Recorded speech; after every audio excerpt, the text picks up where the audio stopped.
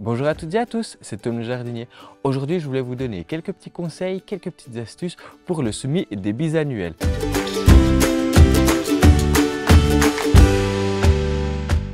Les bisannuels sont des plantes que l'on peut semer à partir d'août jusqu'à fin septembre, début octobre pour avoir des fleurs tout début de l'automne jusqu'à la fin du printemps, jusqu'au mois de mai qu'on remplacera par des fleurs annuelles. On a par exemple dans la catégorie des bisannuels les pensées, les œillets, les giroflées, les myosotis, les pâquerettes. Toutes ces plantes-là sont des bisannuels, c'est-à-dire qu'elles fleuriront peut-être un petit peu cette année, voire surtout au printemps prochain et seront extrêmement décoratives.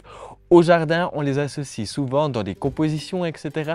avec des bulbes de tulipes ou d'autres bulbes, type les crocus, les muscaries, etc. Pour ce faire, je vais utiliser un plateau de semis. Le plateau de semis il est évidemment perforé pour que l'excès d'humidité, parce qu'on va bien les arroser et maintenir ça dans un endroit assez ombragé. Je vous en donne plus de conseils juste après. Et là, ensuite, un bon terreau de multiplication. Il est enrichi avec de la vermiculite, celui-là. C'est pas obligatoire. Il peut être par exemple amendé avec un petit peu de charbon, comme ça on aura un aspect aussi antifongique, mais il faut aussi qu'il y ait peut-être un petit peu de sable si vous pensez à utiliser un terreau universel. Je vais donc en premier remplir ma caissette de semis.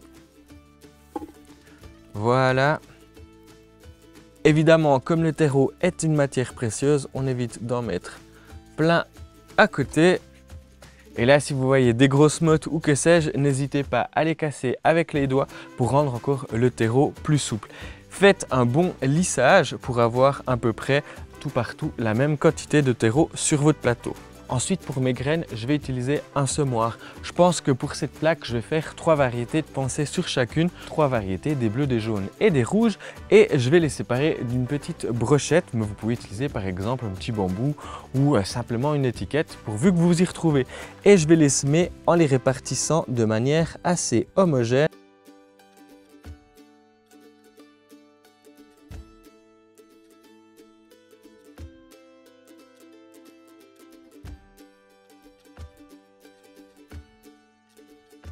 Et n'oubliez évidemment pas de mettre la petite étiquette pour reconnaître votre variété. Avant que je vous donne tous les conseils d'entretien, n'hésitez pas à vous abonner à ma chaîne YouTube et activer la petite cloche.